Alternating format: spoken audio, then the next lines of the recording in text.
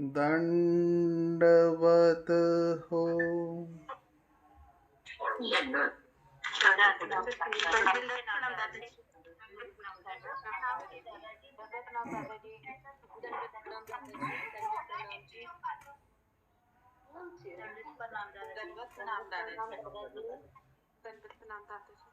दंडोत प्रणाम गुरुजी। दंडोत दंडोत सबको।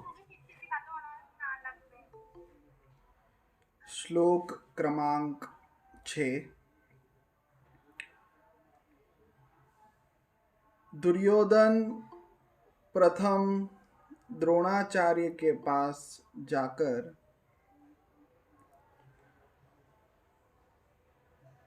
द्रोणाचार्य को दुर्योधन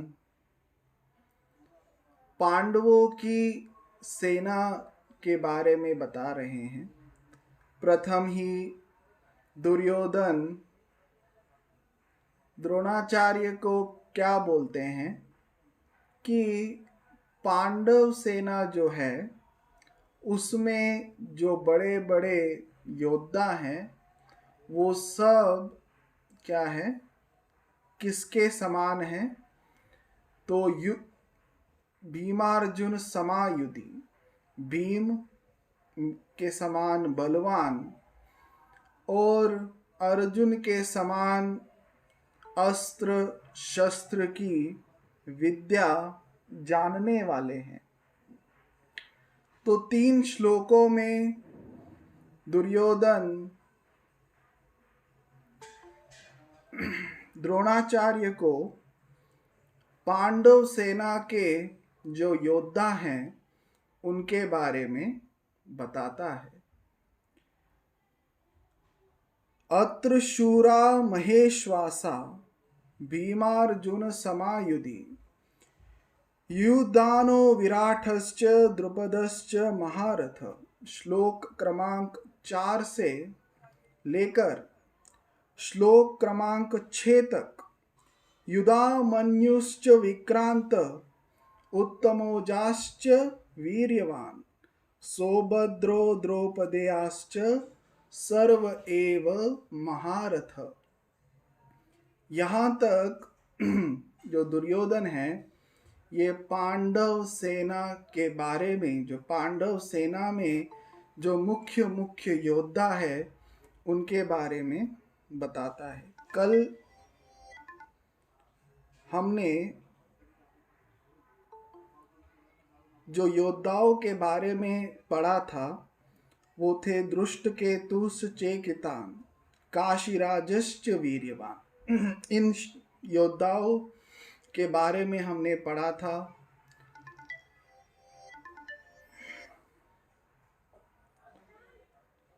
तो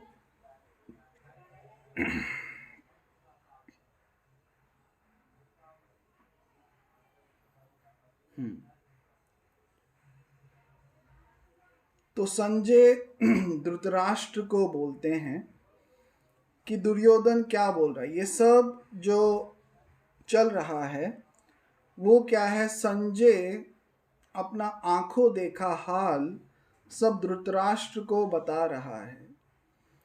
श्रीमद् भगवद गीता का महत्व महानुभाव पंथ में बहुत बड़ा है। श्रीमद् भगवद गीता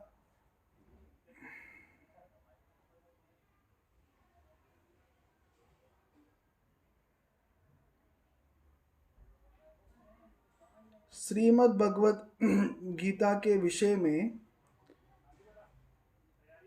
हमारे गोसावी बोलते हैं कि श्री कृष्ण ये जो भगवद गीता है ये क्या है, सब ये जो श्रीमद् भगवद गीता है ये हमारे गोसावी, हमारे श्री कृष्ण चक्रवर्ती के श्रीमुख से निकले हुए शब्द हैं और बाकी जो कुछ व्यास ने रचा है वो व्यासोक्ति है। तो श्रीमद् भगवद गीता का महत्व, जिस स्वरूप में आज हमको श्रीमद् भगवद गीता प्राप्त है उसी स्वरूप, मतलब उसमें कोई भी बदल नहीं हुआ है।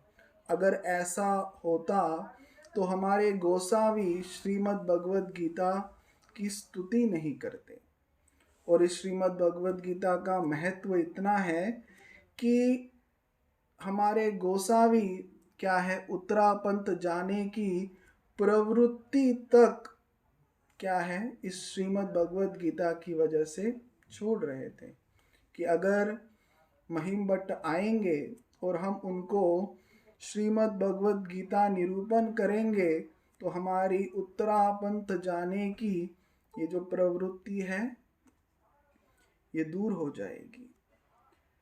तो संजय बोलते हैं, युधामन्युश्च विक्रांत, युधामन्युश्च, ये जो युधामन्यु और विक्रांत है ये बहुत बड़े बलवान वीर हैं।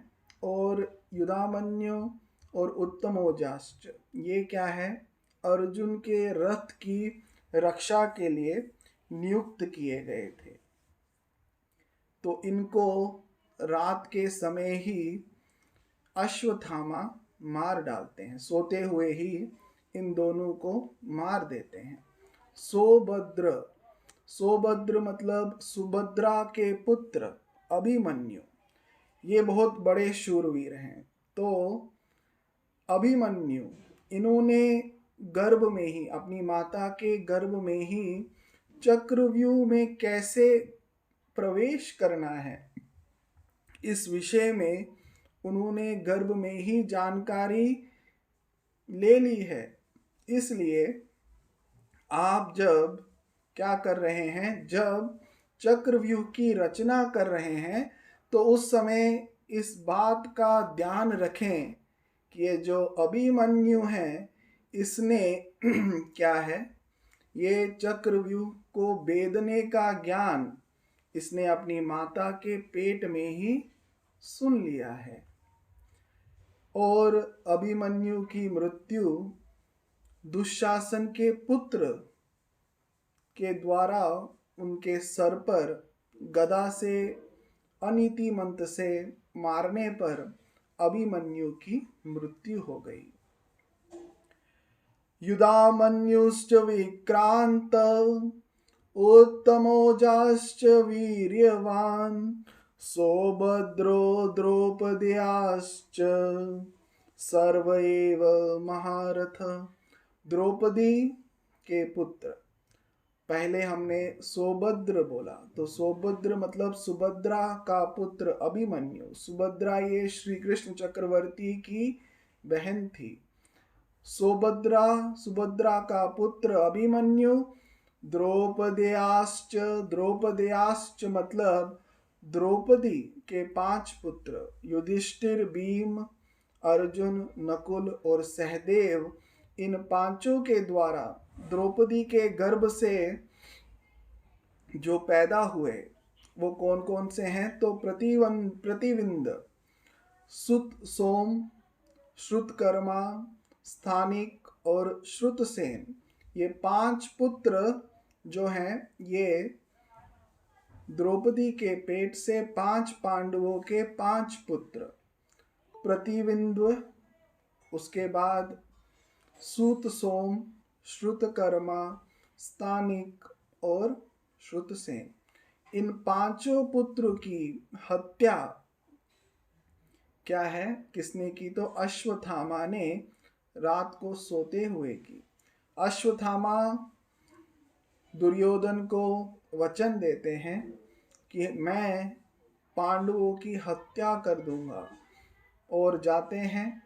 श्री कृष्ण चक्रवर्ती महाराज जानते थे कि अब क्या होने वाला है, इसलिए पांडव उस दिन अपने उस टेंट में, अपनी छावनी में नहीं सोते, दूसरी जगह पर निद्रा करते हैं।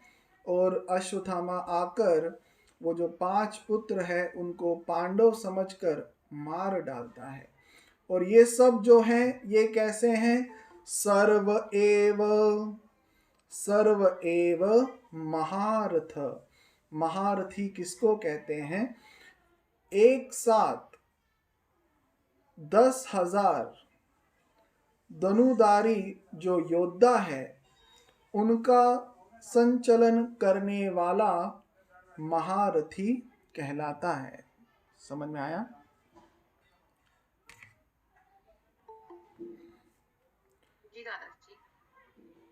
तो आज हमने क्या समझा? युधामन्युश्च विक्रांत उत्तमोजाश्च वीर्यवान सौभद्रो द्रौपदेयाश्च सर्व एव महारथ। ये सब कैसे हैं?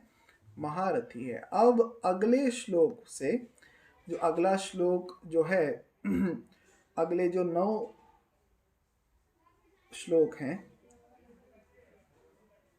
नहीं 5 श्लोक में, अगले 5 श्लोक में जो दुर्योधन है वो अपनी सेना के बारे में बताता है। प्रथम अब इस श्लोक में जो शब्द आए हैं उनके अर्थ समझने के हम प्रयत्न करेंगे। प्रथम हमने ये कौन है ये समझा। तो युधामन्यु और युधामन्युश्च विक्रांत उत्तमोजाश्च वीर्यवान, ये जो हैं ये सब कौन है? ये अर्जुन के रथ की रक्षा करने के लिए इनको नियुक्त किया गया है। तो युधामन्यु, युद्ध में मन्यु मतलब किसको कहते हैं? थोर, क्रोध को जो जन्म देता है उसको युधामन्यु कहते हैं। तो युधामन्यु शब्द का अर्थ है मन्यु। किसको कहते हैं? मन्यु ये क्रोध को कहते हैं। तो युधामन्यु शब्द का अर्थ होता है जो युद्ध में जिससे लोग थोर डरते हैं, जो थोर क्रोध को जन्म देता है, वो युधामन्यु। विक्रांत मतलब अपने दुश्मन को जो रण छोड़ने पर मजबूर करता है उसको विक्रांत कहते हैं। उत्तमोजाश्च, उत्तम मतलब जो उत्कृष्ट की इच्छा करता है उसको उत्तम कहते हैं। उत्तमोजाश्च वीर्यवान मतलब जो श्रेष्ठ वस्तु की इच्छा करता है उसको उत्तम कहते हैं। तो उत्तमोजाश्च मतलब ओज मतलब किसको कहते हैं? बल को कहते हैं। तो जिसके पास उत्तम प्रकार का बल है वो उत्तमोजाश्च वीर्यवान। वीर्यवान ये क्या है? विशेषण है, एडजेक्टिव। ये सब कैसे हैं? वीर्यवान। सौभद्रो, सौभद्र ये जो शब्द है इसमें सृष्टि ये धातु है और सौभद्र मतलब सृष्ट मतलब जो कल्याण करता है, कल्याण करने वाली चीज है उसको सो कहते हैं। तो सौभद्रो मतलब उसका पुत्र मतलब अभिमन्यु। आगे बोलते हैं द्रौपदेयाश्च, द्रौपदेयास मतलब द्रौपदी के 5 पुत्र जिनके नाम क्रम से मैंने आपको बताए। तो वो 5 कौन कौन से पुत्र हैं? तो मैं फिर से आपको बताता हूं। द्रौपदी के 5 पुत्र प्रतिविंध्य, सूतसोम, श्रुतकर्मा, स्थानिक, श्रुतसेन मतलब 5 पांडवों से हुए 5 पुत्र। ये सब कैसे हैं? महारथी है। ये सब कैसे हैं? महारथी है। किसी का कोई प्रश्न है तो पूछ सकते हैं। दादाजी प्लीज रिपीट कर दीजिए। सब फिर से रिपीट कर दूं क्या? नहीं नहीं, यही वाले नाम रिपीट कर दीजिए प्लीज। दंडवत प्रणाम। हाँ, इनके नाम हैं प्रतिविंध्य, ये युधिष्ठिर का पुत्र है प्रतिविंध्य। सूतसोम भीम का पुत्र है। श्रुतकर्मा अर्जुन का पुत्र है। स्थानिक ये क्या है? नकुल का पुत्र है। और श्रुतसेन ये सहदेव का पुत्र है। जी दादा। गुरुजी दंडवत प्रणाम। हाँ जी। गुरुजी आपने बताया था ना कि शैब्य जो है वो युधिष्ठिर के ससुर हैं, तो युधिष्ठिर की कोई और भी शादी हुई? हाँ, युधिष्ठिर की और एक भी शादी हुई थी जी।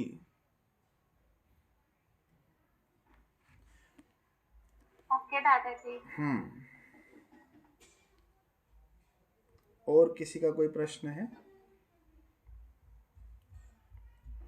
दंड दादाजी। हाँ जी, दंड। ये जो अभी दुर्योधन जो ये प्रश्न कर रहा है, हम्म। ये महाभारत में ना होकर श्रीमद् भगवत गीता में क्यों पढ़ते हैं हमें? हाँ, वेरी नाइस क्वेश्चन। जीवंत का क्वेश्चन है कि ये जो प्रथम, this is what is background, क्योंकि किसी भी टॉपिक को स्टार्ट करने के लिए we need a background, so take these shlokas as a background. So these are background, we are just setting up. क्योंकि कैसा है, श्रीमद् भगवत अपना महाभारत, ये कहाँ, महाभारत से श्रीमद् भगवत गीता निकली है, परंतु एक बैकग्राउंड सेट करने के लिए ये प्रथम ये जो श्लोक बताए हैं, और उसके बाद जो श्री कृष्ण चक्रवर्ती महाराज का जो बोलना है वो दूसरे अध्याय से शुरू होता है। हमारे महानुभाव पंथ में बहुत सारी श्रीमद् भगवत गीता पर लिखी गई जो टीकाएं हैं, मतलब उनके अर्थ जो बताए गए हैं, उनमें से बहुत सारी ऐसी श्रीमद् भगवत गीता की टीकाएं हैं जो श्री यहाँ से शुरू नहीं होती, धर्म क्षेत्रे कुरुक्षेत्रे यहाँ से न शुरू होते हुए वो कहाँ से शुरू होती है, तो जहाँ से श्री कृष्ण चक्रवर्ती महाराज का बोलना शुरू होता है दूसरे अध्याय में,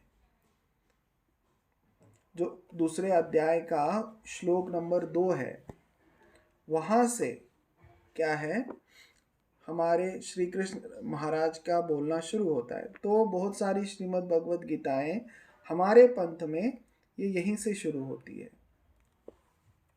लेकिन जो परंपरा से जैसे चल रहा है कि पहले एक बैकग्राउंड सेट करने के लिए, नहीं तो समझेगा कैसे, इसलिए ये महाभारत में ना होते हुए श्रीमद् भगवत गीता में इन श्लोकों को ऐड किया गया है। धन्यवाद, प्रणाम दादाजी। दादाजी, जो अन्य धर्म की ये श्री भगवत गीता आती है, उसमें बहुत ही अन्य धर्म की बातों को दिया गया है, मतलब बताया गया है, तो हाँ, हम लोग उसे नहीं पढ़ सकते ना? बिल्कुल नहीं पढ़ सकते। तो विषय दादाजी व्यवस्था करना जो जानता है वो ही, उसी को वो पढ़नी चाहिए। जो नहीं कर सकता, आपको मैंने बताया था, अगर ऐसे वो पढ़ेगा तो विकल्प का संचार हो सकता है। विकल्प का संचार, जी। तो दादाजी, हमारे में जो हमारी जो भगवत गीता है उसमें अलग तरीके से बताया, श्लोक तो वही होंगे ना? श्लोक तो वही है, लेकिन अर्थों में, अर्थ करने में बदल हो जाता है, क्योंकि वो ब्रह्म विद्या का आधार लेकर वो बोला गया है ना। हाँ जी, हाँ जी, वही ना, क्योंकि दूसरी गीता में तो बहुत अलग अर्थ बताए जा रहे हैं, विष्णु का नाम ज्यादा लिया जा रहा है उसमें ना। इसलिए हमारे पंथ को एक ऑथेंटिक श्रीमद् भगवत गीता की बहुत जरूरत है। जी जी, बिल्कुल बिल्कुल। धन्यवाद, प्रणाम दादाजी, थैंक यू। धन्यवाद। और किसी का कोई प्रश्न है? हाँ, धन्यवाद, प्रणाम दादाजी। एक रिकॉर्डिंग छूट गई है, हम जैसे अपने फर्स्ट पेज, सेकंड, थर्ड या फोर्थ का कोई शब्द क्योंकि श्रीमद् भगवत गीता ये फेसबुक पर भी लाइव है और आप यूट्यूब में भी इसको देख सकते हैं, तो I don't think recording is required. ठीक है दादाजी, ठीक। धन्यवाद। दंडक प्रणाम दादाजी, आप ये तथ्य विवेचनी में से बता रहे हैं? हाँ, आप जो ये अब पढ़ा रहे हैं श्रीमद् भगवत गीता, तो ये तथ्य विवेचनी में से पढ़ा रहे हैं? तत्व विवेचनी कौन सी पुस्तक है? ये श्रीमद् भगवत गीता है भी?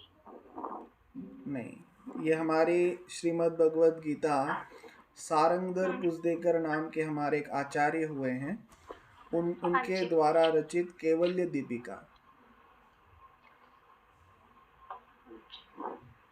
दादा, ये एफबी पर कहाँ पर आता है आपका? हाँ, ये एफबी पर कहाँ पे आता है, कौन से लिंक में आता है? क्या होता है? ये भगवत गीता आप जो सुना रहे हो, ये कहाँ पर आता है एफबी पर, फेसबुक पर?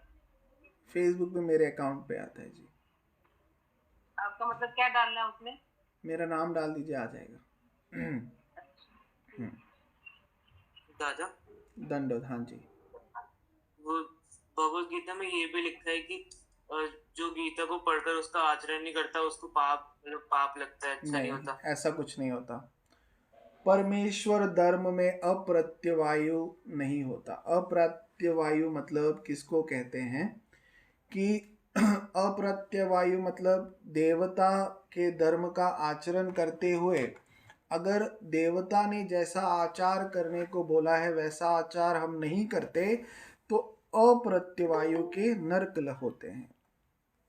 परंतु देवता धर्म में और हमारे ईश्वर धर्म में यही भेद है कि अप्रत्यवायु के नरक नहीं होते। आप जितना करते हैं उतना आपको लाभ होता है। आप अभी श्रीमद् भगवद गीता सुन रहे हैं तो आपको भगवद गीता सुनने का लाभ है। वो आप आचरण करते हैं या नहीं करते हैं वो आगे की बात है। पर अप्रत्यवायु श्रीमद् भगवद गीता क्या है? ये भी ब्रह्म विद्या है। श्रीमद् भगवद गीता पढ़कर, सिर्फ श्रीमद् भगवद गीता पढ़कर भी ईश्वर का बोध हो सकता है। ब्रह्म विद्या है। हम ये ईश्वर के श्रीमुख से निकले हुए शब्द हैं, तो ये भी क्या है, इनसे इनको पढ़कर भी बोध हो सकता है।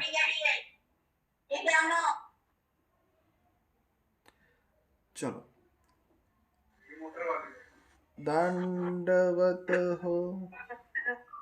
दंडवत प्रणाम गुरुजी।